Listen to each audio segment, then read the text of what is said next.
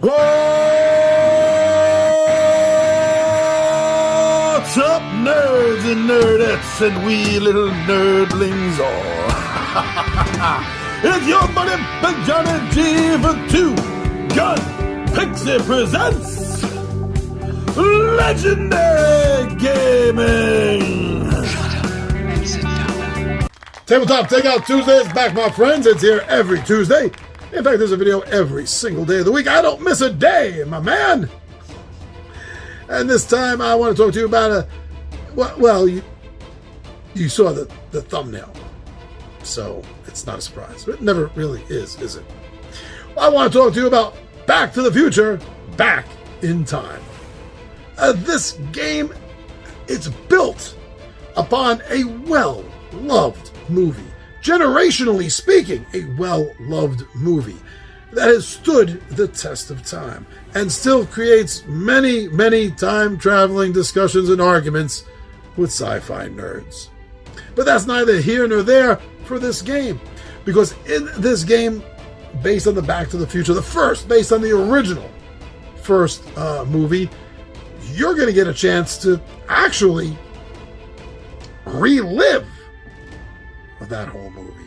You are going to get a chance to follow in the footsteps of the events from the Back to the Future movie. I mean, it's just dripping with nostalgia. And in this game, you're going to get to play out one of the characters in the movie to try to help save Marty. It takes a little bit of liberty, since it's a 4-player game, and in the movie, actually, there was only 2 of them involved with helping him with his time travel powers. That was Marty and Doc Brown, who were both playable characters in this. But in order to broaden it up to a 4-player, they also added his girlfriend Jennifer, as well as, hey, I got dibs next game, Einstein the dog. Yeah, Doc Brown's dog is a playable character. And the idea behind this is just, reliving the movie a little bit. The first original movie. Because in this, you're going to have to, and following the footsteps is only part of it. I mean, you're going to have to make some strategic concepts and ideas yourself. But really, the whole concept behind this is solving Marty's problem. So you're the one that's going to be responsible for doing things, like getting his parents to kiss and fall in love so they eventually get married and he gets born. For keeping Biff from being Biff and doing all the stupid Biff things that he's trying to Biff his way through. Can I say Biff anymore? Biff, Biff, Biff, Biff, Biff. You're trying to stop him from being stupid, which is what Biff does best. And you're also eventually going to need to get that DeLorean. Up to double infinity. 88 miles per... Oh, wait a second. Wait a second. Are you telling me that there's somebody watching this video that never got that? You never understood that 88 miles an hour, that's what it stood for, double infinity? The infinity sign twice standing up straight? That's an 8 sign. You're dealing with time travel. Dudettes, I'm telling you. 88 miles per hour. Double infinity. But yeah, that's one of the things that you're going to have to go through challenges of dice rolling in order to accomplish all of those things. Or our boy Marty, he's not going to be stuck in the past. He's not going to exist anymore. And if you remember the movie correctly, that also means that Doc Brown, he's going to be committed and find himself locked away in an asylum. Now, although I understand the way I'm talking is very pro knowledge of the movie, the characters, I get that. And yes, there is most definitely a strong sensation of nostalgia when it comes to playing this game. So even just looking at this game is going to bring you nostalgia. But having played it, and having played all these other games, I think it's safe for me to say that I do honestly believe that even without prior knowledge to anything that has to do with, the Back to the Future franchise is still capable of being fun.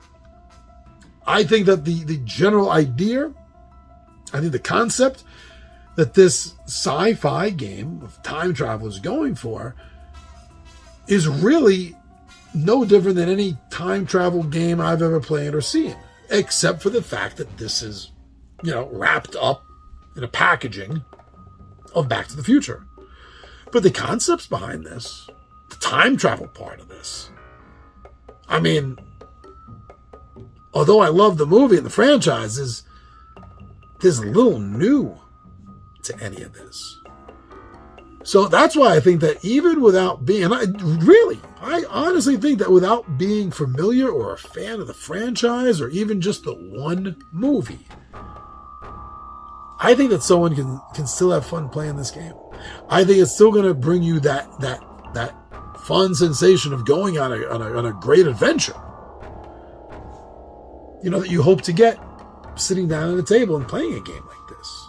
So don't feel that just because you may not know the movie or be a big fan of the movie or know much about it, that should stop you from playing the game and gaining this experience. Because I do honestly still believe that it can be fun to even individuals that don't know the original product. I'm also a fan, and it's not a big secret, I don't think. I'm a fan of cooperative games. I like it where we all get to work together as a solid team, and we win together, we lose together. Even if some of us fall, I don't like the games where one person falls and game over. As long as the one person on the team is still standing, it's a win for everybody.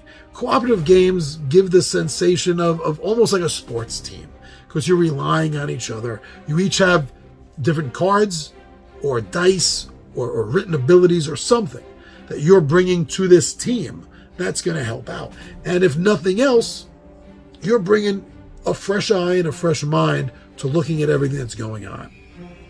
So I think that if you enjoy a cooperative nature of a game like I do, the 20-Sided Warriors, like Tom Fuller does, this is a game that you're going to want to look more into.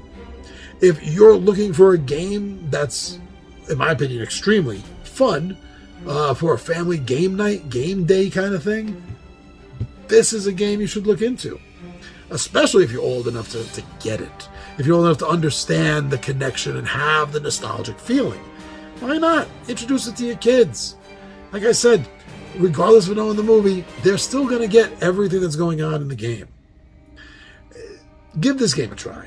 Watch some playthroughs. Oh, that's the best way to understand if you're going to like a game. Even better than listening to some informer like me or some influencer that's trying to tell you how to think and feel about something. No.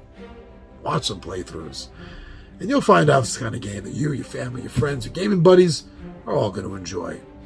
And when you do, why don't you do us a favor? Come back here, leave a comment, and let us know what you thought of Back to the Future, Back in Time.